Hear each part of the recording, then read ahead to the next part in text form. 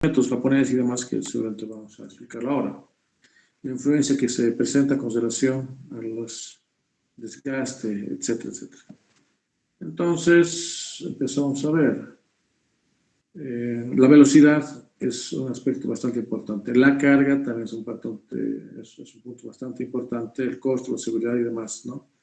Entonces, para este tipo de casos, para un control de desgaste que se tiene en agua, entonces podríamos considerar el de Nadal, el de Lafetti son los más reconocidos, y hay otros más, ¿no? Hay otros más.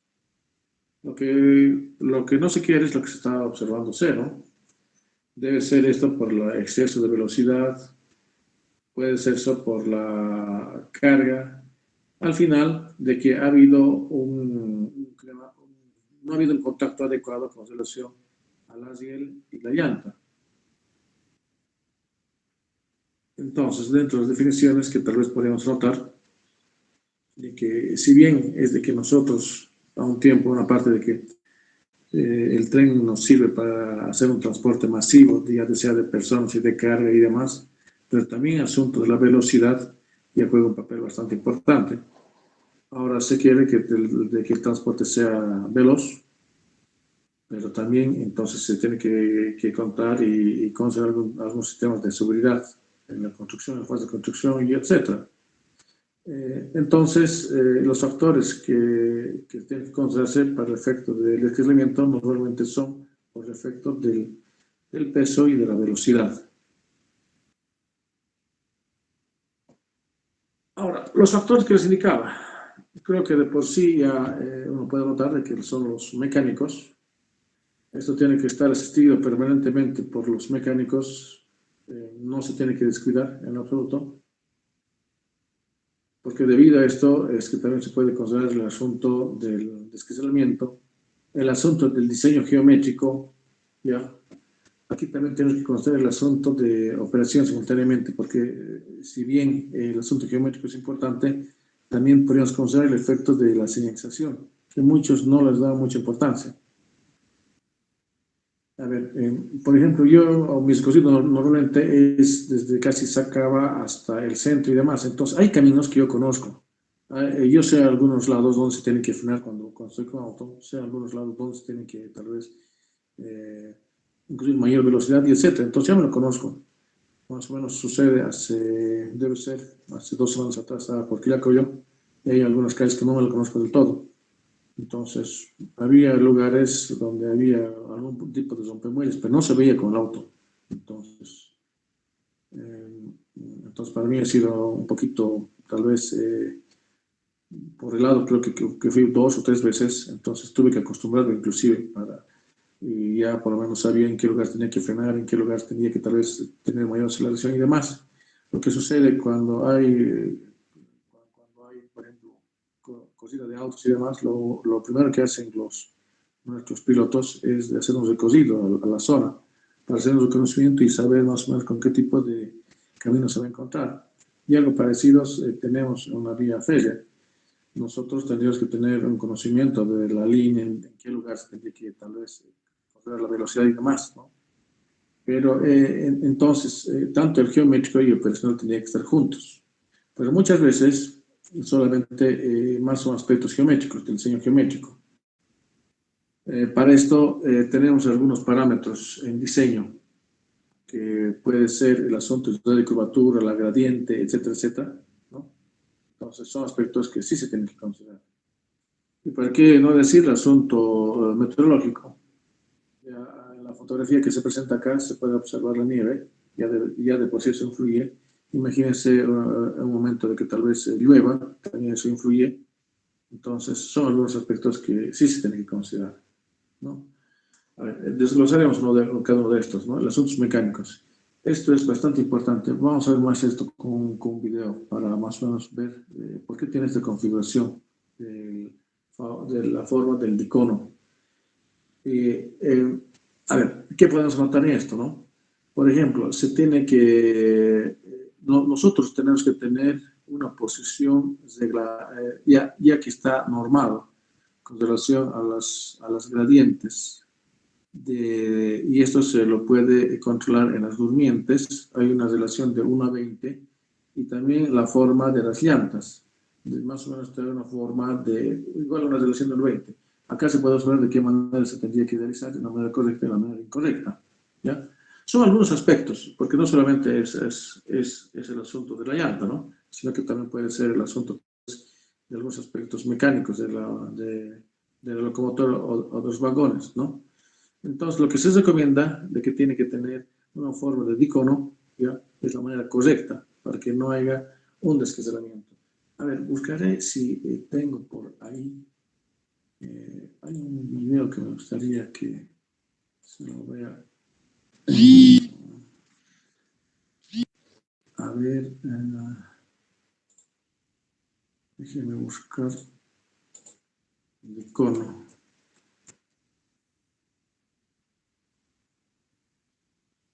No creo que...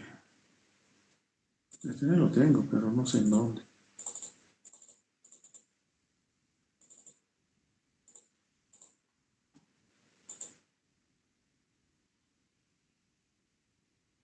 Ah, creo que está acá.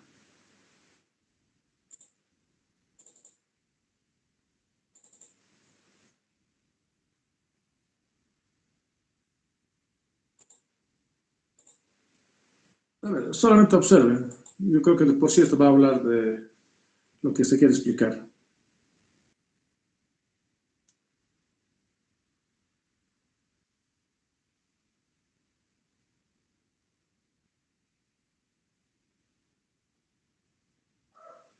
Uno pensaría que tal vez esta sea la manera correcta, ¿no?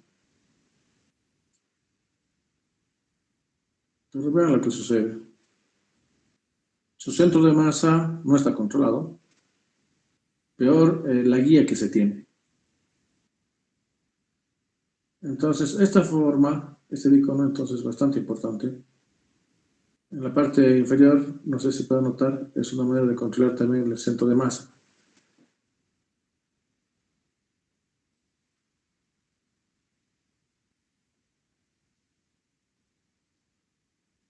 Pero aquí todavía no está controlado la masa. Si bien tiene la forma de icono, pero la masa todavía no está controlada.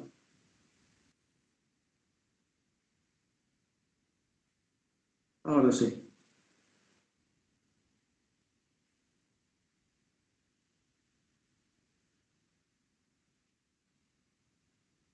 Entonces, tiene que ser proporcional esa carga para que el sistema funcione y tenga su trayectoria. ¿Ven?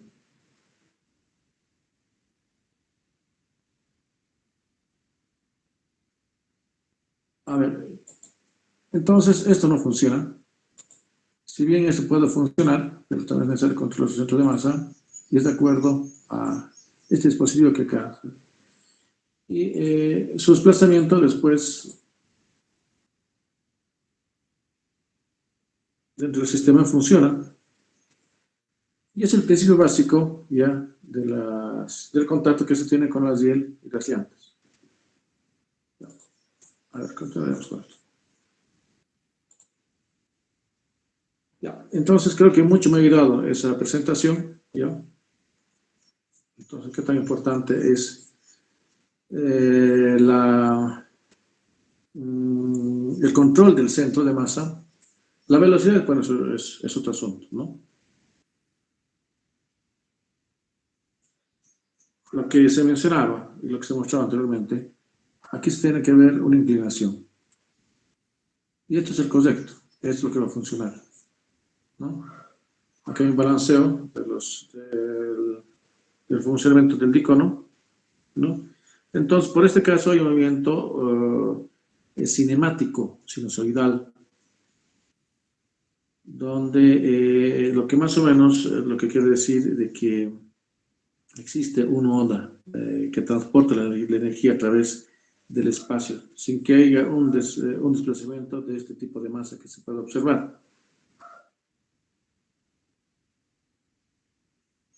Bueno, creo que esto ha sido mejor presentado en el video. Ya, esto pues si quieren lo pueden desarrollar, eso no hay problema. Entonces, es un factor. Tal vez uno de los factores más importantes dentro del contacto de la llanta y la ziel, ¿ya? Después hay otros factores que también se tienen que considerar en esto. Pueden ser algunos factores, por ejemplo, los factores de desgaste.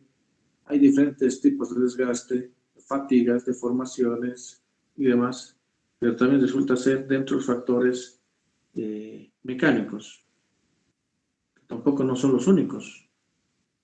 Solamente aquí se está viendo en la parte del contacto que se presenta en la ziel y la llanta. ¿Ya? El tipo de desgastes se tendría que tal vez presentar en todo un capítulo, y también el tipo de fatigas que se podría presentar, pero a eso no lo vamos a ir ahora. Ahora, tanto los factores mecánicos que se ha podido observar, la importancia de la forma del dicono, también podemos observar y se puede, y directamente el factor del diseño geométrico es una cosa que nosotros tenemos que considerar. Acá se tiene que ver el asunto de tanto transversal y longitudinal, tanto para el caso de la locomotora como de los vagones, y qué tan importante es el elemento horizontal. Los peraltes que vamos a ver en el caso del bioceánico hemos considerado un peralte máximo de 16 centímetros y no más, y eso es mucho, ¿no? No es así como una carretera de una vía normal, caminera, no tanto. Ahora, el ancho de trocha, nosotros le medimos al milímetro lo podemos medir. Entonces, es otro factor también. Hay otros defectos, podría ser tal vez de alineamiento constructivo y demás, que se podría presentar dentro de los factores geométricos. Por ejemplo, en este caso, se puede ver de que hay un alabeo, ¿no? En un sentido y otro en un sentido. De acuerdo a las normas, también esto se permite que más o menos haya un alabeo con respecto a este lado, tal vez máximo hasta de 6 milímetros o 7, no más. Por eso de que el asunto de la implementación del ancho de trocha en situ es bastante delicado. Ya cuando ya está controlado esto, entonces simplemente se tiene que hacer un mantenimiento rutinario. Entonces, este tipo de alabeo se tiene que controlar. Y es posible controlarlo, pero esto, repito, es al milímetro. Y yo la veo tal vez debido a algún tipo de hundimiento. Puede ser por efecto del tipo de suelo o por la carga excesiva que se presenta. Entonces, saben de que el balasto resulta ser como un amortiguador, pero hay un desplazamiento vertical también máximo que nosotros podríamos conseguir y son casi milímetros, centímetros que en este caso se podría dar. Y otro defecto es la alineación que se tendría que tener con respecto del hilo inferior y superior. Eso también tendría que ser, aunque no me crean, al milímetro, al centímetro, no más. ¿Ya? Y hay otros factores geométricos, ya el económico, pues el de confort, el de seguridad y demás. El confort, alineamiento, los peraltes, el ancho de la trocha, los defectos constructivos, eso creo que ya hemos presentado anteriormente, y también, por qué no decirlos, la longitud de nuestro tren, de la locomotora o del vagón. Normalmente cuando se presenta en el diseño geométrico en curvas va a tener un contacto con relación al lado superior e inferior, ¿no? Longitudinalmente, pero aquí te influye la longitud de los vagones y de la locomotora. No es así como el asunto de un camino. Puede tener uno o dos ejes, pero acá no. Estamos jugando acá al milímetro. Entonces el contacto que pueda tener con la longitud del vagón es bastante importante. Tal vez en este caso se pueda observar así, que no tiene ningún tipo de problema, pero sí aquí, mire, ya va a estar en este lado inicial o final, no va a tener ningún tipo de contacto. Esto sí que es peligroso, ¿no? Entonces aquí tendríamos que ver, tal vez está en función de la longitud del tren o del vagón o la locomotora y el radio de curvatura. Entonces, ¿qué tan importante es la longitud del vagón? ¿Qué más aquí se puede rescatar? Estos son los longitud de buje. Esto es en función del tipo de fabricante que tenemos. Entonces, acá lo que tenemos que considerar entonces es un elemento horizontal. Para esto, lo que por lo menos se recomienda dentro del diseño geométrico que mejor lo hagamos con una curva espiral de tipo clotoide. Es el más recomendado para una vía férrea. El circular simple no es tan recomendado, ¿ya? Y el compuesto podría ser con algún tipo de cambio de curvatura.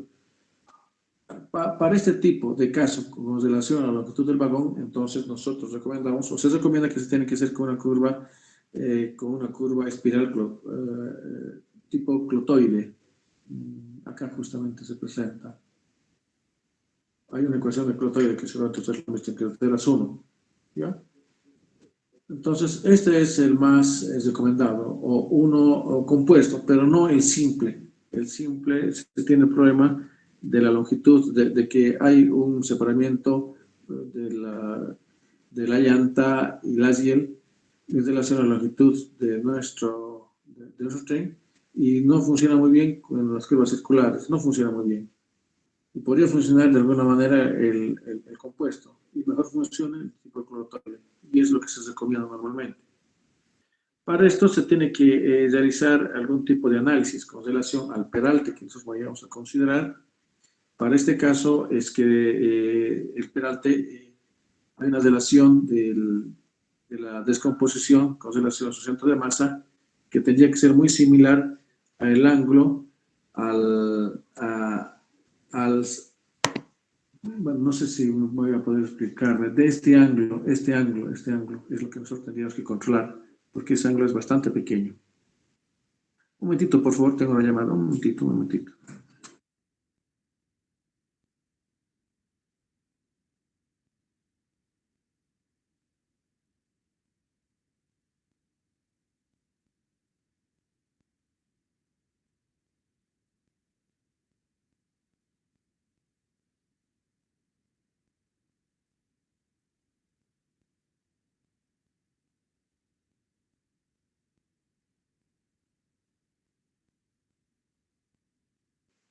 Ya, ok, vamos.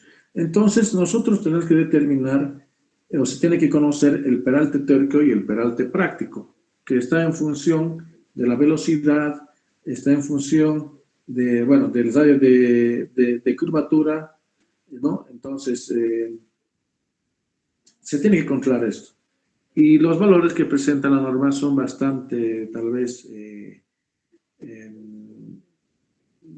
mínimos con relación a una vía caminera. Esto es al milímetro, es al milímetro. Acá inclusive hay que considerar el asunto del desgaste que hubiera, ¿no? El vuelco que tal vez también se presentaría.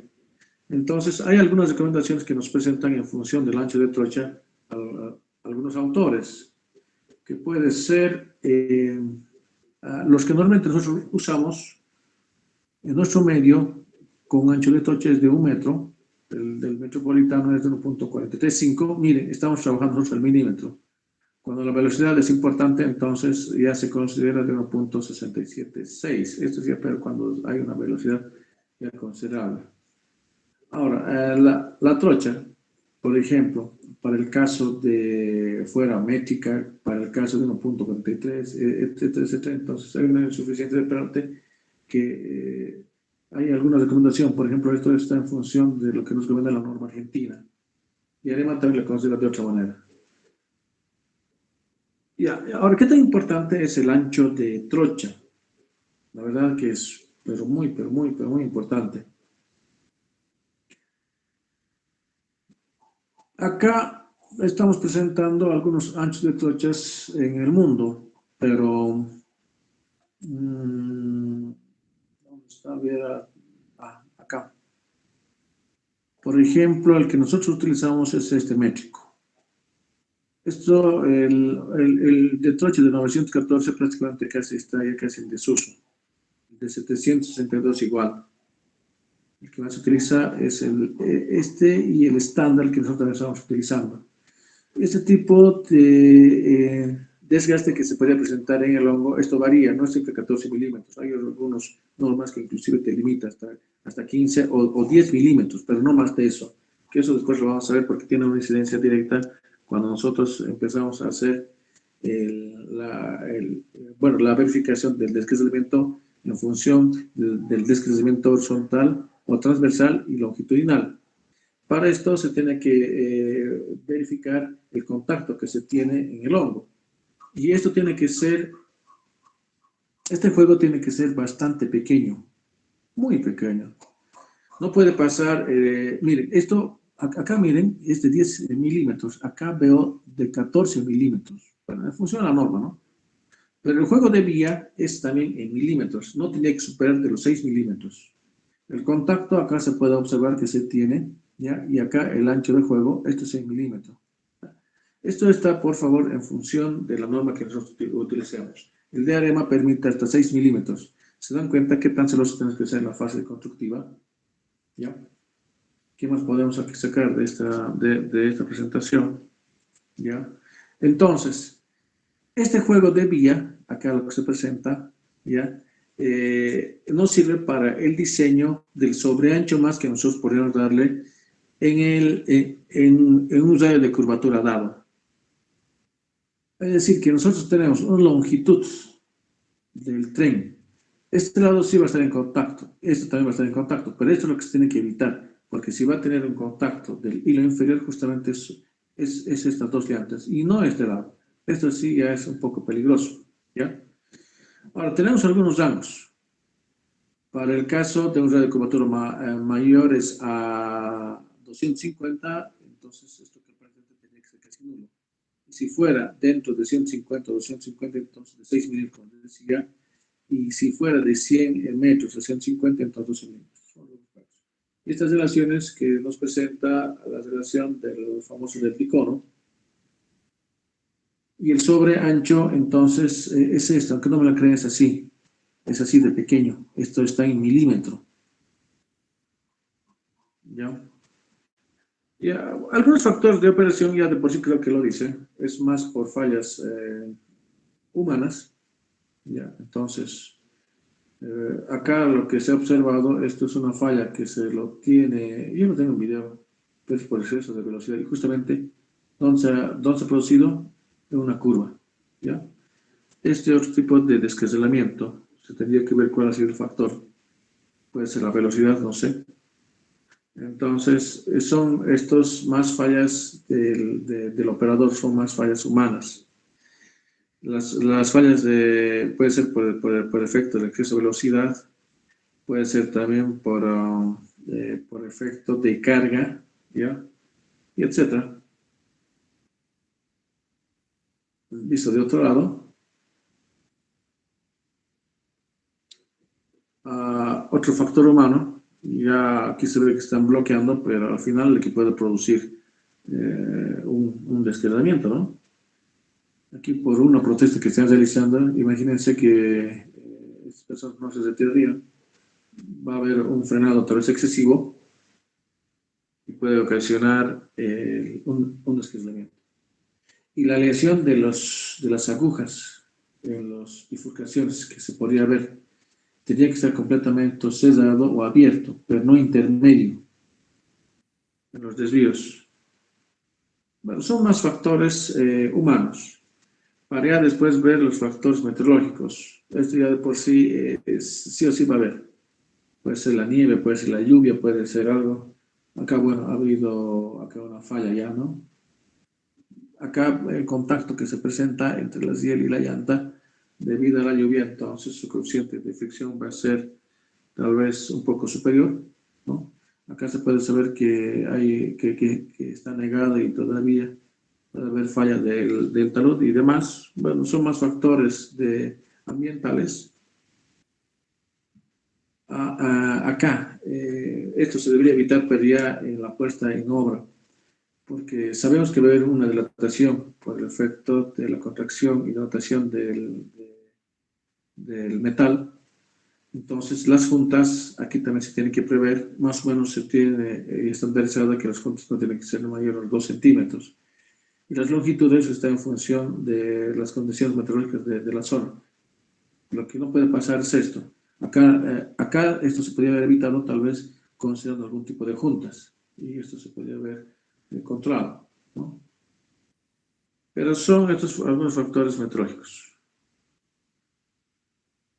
¿Qué tan importante resulta ser la fricción que se presenta en la hiel? Y la verdad que este es un factor, o es un factor bastante común que no quisiéramos ver. Y esto tiene que ver tal vez por, ¿qué les digo? De que tal vez no se ha considerado un ingrediente tal vez suficiente en función de la velocidad y el peso del tren, puede ser. Tal vez un descuido de operación que tal vez haya eh, tal vez incrementado su aceleración y la fricción, lógico que esta parte se va a presentar, y por efecto de eso, inclusive puede llegar a fluir el refuerzo, digo, la hiel, y puede haber hundimiento, es lo que no se quiere. Pero la fricción es un aspecto bastante importante de análisis con relación a las consideraciones que vamos a considerar ahora, ¿no? Porque esto hace que va a haber un desgaste en el hongo de la hiel. Y eso nosotros podemos controlarlo, sí se puede controlar eso, sí lo podemos controlar. Ya, entonces, los puntos donde normalmente se presenta este tipo de desgaste y demás es en la parte superior y en la parte de los lados, por contacto con la pestaña y con el contacto del patín de la llanta. Hay algunas consideraciones o recomendaciones que lo podríamos tomar, pero simplemente son algún tipo de recomendaciones, porque su determinación de este tipo de coeficiente es bastante complejo, ¿ya? Pero ese tipo de desgaste nosotros tenemos que controlarlo in situ, tenemos que tener ese dato. Y esto se lo tiene que hacer permanentemente, o se debería hacer permanentemente. ¿Y esto dónde se va a presentar? En su mayoría va a ser en las curvaturas, porque va a haber mayor presencia de contacto en esos lados. O tal vez algún lado de gradiente mínima, ¿no? Entonces va a haber este tipo de casos. Puede ser este tipo de medición de desgaste. Se puede observar acá de que con este simple aparato se puede aquí ver qué tanto se ha desgastado y qué tanto no se ha desgastado. Por lo normal, esta parte que está chulada es lo que se va a desgastar, pero también tiene un límite máximo, ¿ya?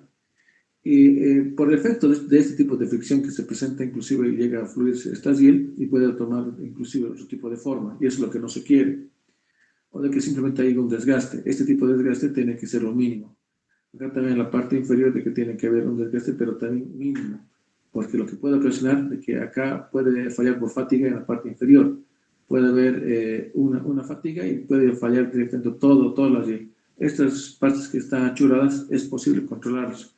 Y mediante este registro que se tenga que realizar en campo, nosotros podemos ver si es que tal vez ha habido un desgaste excesivo o no.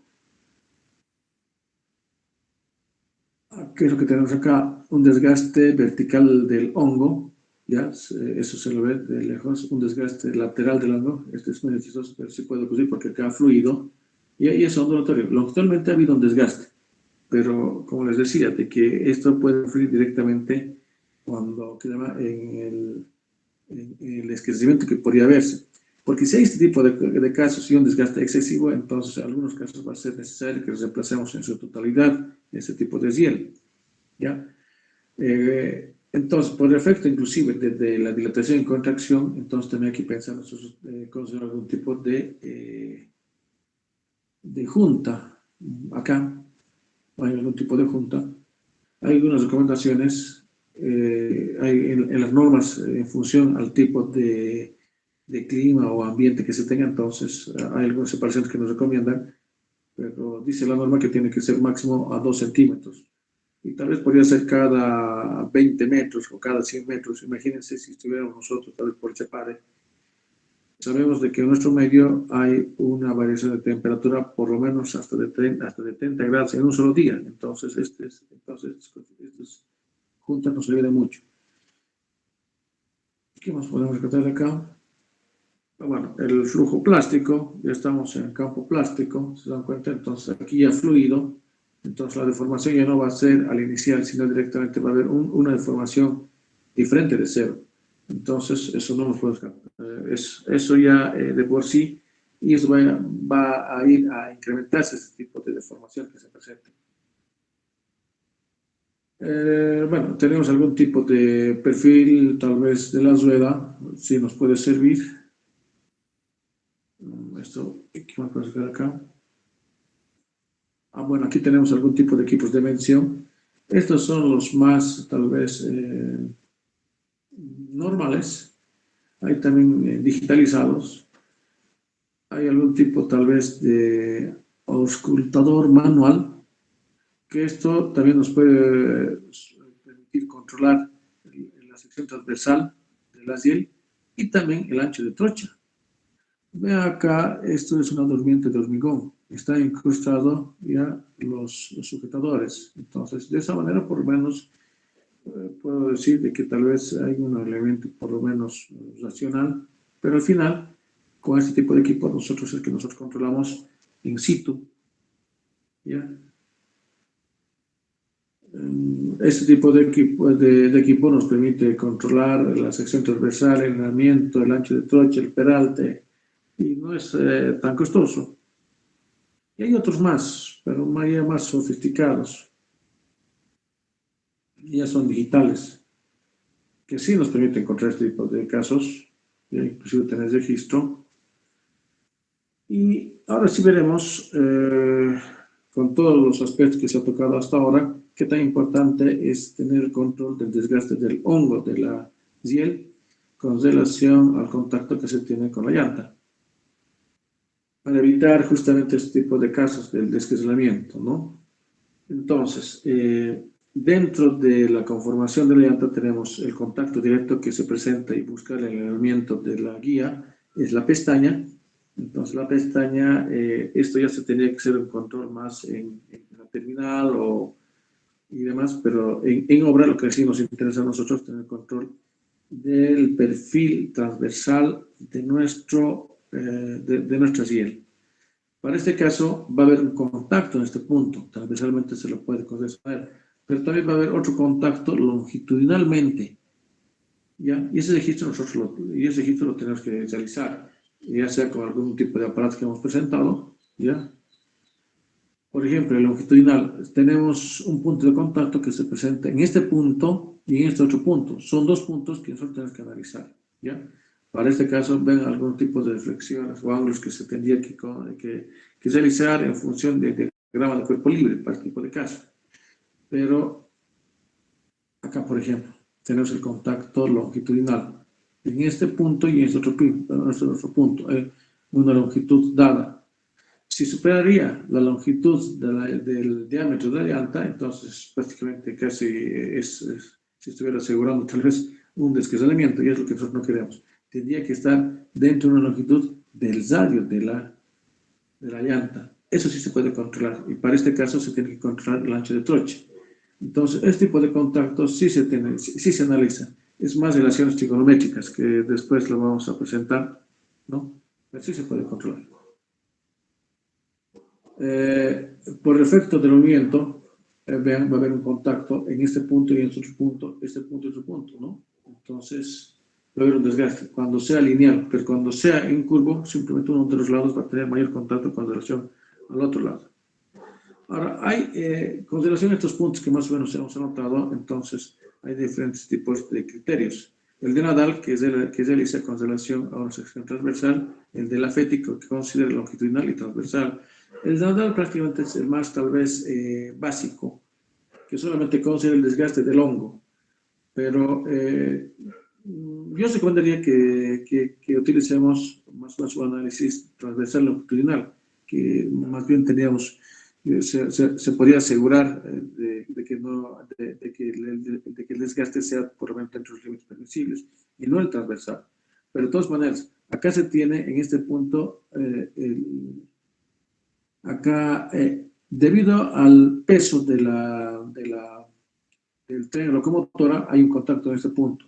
Y debido al efecto de este traqueteo que puede ser de este contacto que se tiene con la pestaña, es que nosotros vamos a tener un contacto como Q, ¿ya? Y los que se van a poner en la diel misma van a ser esta normal. Esta normal nosotros tenemos que descomponerlo simplemente con relación al diagrama del cuerpo libre, son relaciones trigonométricas. Y este otro punto que está con relación longitudinalmente, ¿ya? A lo largo de nuestra diel. Y tenemos esta relación, que considera, primero, un coeficiente de dosamiento. Estos tendríamos que tal vez adoptarlo. mejor sería determinarlo, pero no es nada práctico en campo, mejor es adoptarse. Después es el ángulo de contacto de la pestaña, ¿ya? Que se recomienda que tendría que estar entre 60 y 70 grados. Es una recomendación que tenemos. Y la carga de todo el tren, ¿no? Con relación a la carga lateral. La relación de estos dos tendríamos que tener una relación tal vez permisible. Pero si bien esto se lo puede ver de esta manera, tal vez se puede desglosar de esta otra manera, que considera tal vez una variación de la carga vertical, ¿ya? Y con relación a las longitudes de empuje que se tiene de la locomotora o del vagón, ¿ya? También son relaciones trigonométricas, ¿ya? Este es un criterio de Nadal, pero que se analiza justamente el contacto en la tierra. Y tenemos algunos valores límites, que puede ser para este caso cuando son el contacto menores o mayores a 0.05, entonces la relación de entre las dos, más o menos a 0.8 es una recomendación que tenemos de acuerdo a la norma, ¿no? Y el otro es para el otro caso. Eso tal vez cuando se haga un ejemplo se podría notar de mejor manera. Entonces, simplemente nosotros tenemos que hacer el punto del contacto con el punto donde tiene el contacto de Q y con el punto donde tiene el contacto de Y, pero con relación a un ángulo de abatimiento con relación al patín de las Y. Si tendría que ser una relación de un degrado de cuerpo libre, ya con relación a estos dos tipos de contactos, ¿no? De la normal de Y, que es el contacto que se tiene con relación al taqueteo, ¿ya? Y la cara de este. Y con relación a este ángulo de contacto a la base del patín, ¿ya? Son relaciones trigonométricas, son ángulos, después lo vamos a hacer un ejemplo, ¿ya? Y esto tiene que estar algunas relaciones que representan de 0.8, puede ser, hay algunos normas que estaba viendo, por ejemplo, de la que se utiliza en, si no me equivoco, en Asia, es inclusive nos permite hasta 0.75, pero acá considera también el factor de la velocidad, ¿ya? Ya. Entonces, si esto ocurriría, esta relación, entonces esto va a descasillar. Si esto ocurriría en el sentido de que esto fuera mayor, este tipo de relación, entonces no va a descasillar. Lo que quiere decir, si vamos a tener que nosotros reemplazar la ciel, o vamos a tener que controlar el ancho de trocha, ¿ya? El de la FETI. Esto es una continuación de la relación de Nadal, pero aparte del diagrama de cuerpo libre que podríamos realizar transversalmente, esto lo consideraría longitudinalmente. Entonces, me parece que esto tal vez, me parece esta relación inclusive que tal vez mejor nosotros lo utilicemos. Y vamos a presentar de una manera así bastante rápida un ejemplo. Por ejemplo, el de la FETI, si tenemos un ángulo de ataque de 2 grados, un coeficiente de rozamiento de 0.25, esto no tenemos que adoptarlo, un diámetro de la rueda que puede ser de tanto, esta altura de contacto podríamos esto adoptarlo, que máximo podría ser hasta 10 milímetros, pero no más. Reemplazamos las relaciones y tenemos los valores, ¿no? Tenemos valores para diferentes tipos de casos. Lo vamos a fortalecer el día de mañana, por favor, esto lo voy a presentar rápido esto. Entonces aquí podemos tener los contactos que se tienen para diferentes tipos de ángulos. Acá podemos poner un ángulo de 60 hasta 70, que se recomienda. Recuerdan de que máximo lo que se requiere es entre estos dos ángulos, hasta 60 o 70, no más de estos. Y podemos dibujar este tipo de comportamiento del choque. Y hay otros criterios. Puede ser Winstock, ¿ya? Son lo mismo, pero considera las relaciones del grado de cuerpo libre, ¿ya? Ellos, por lo menos, se sabe de que el seno y el tangente, que son similares a la relación, entonces son las mismas relaciones, ¿ya? Pero ya no le considera simplemente con relación al cateto opuesto, puede ser también al cateto opuesto y al cateto adyacente, pero tenemos este tipo de relaciones, son relaciones trigonométricas, que en la práctica se puede tener algún tipo de comportamiento, ¿ya? Ahora, lo complicado, y es un dolor de cabeza, de que nosotros no lo vamos a solucionar, es justamente el coeficiente de fricción, de que ya hemos presentado en la anterior clase, vamos a meter algún tipo de criterios, pero al final simplemente son aproximaciones. Por más fino que queramos hacer tal vez esta determinación del coeficiente de fricción, al final resulta simplemente una aproximación. Entonces, es una aproximación. El criterio japonés, igual son relaciones trigonométricas, pero trata de darnos unas holguras, tal vez de una manera más práctica, porque allá lo que pasa es de que los trenes son a velocidad tal vez bastante importantes, superiores a los 100 kilómetros. Inclusive lo normal allí es casi 300 kilómetros por hora. El tren bala que supera los 600 kilómetros por hora.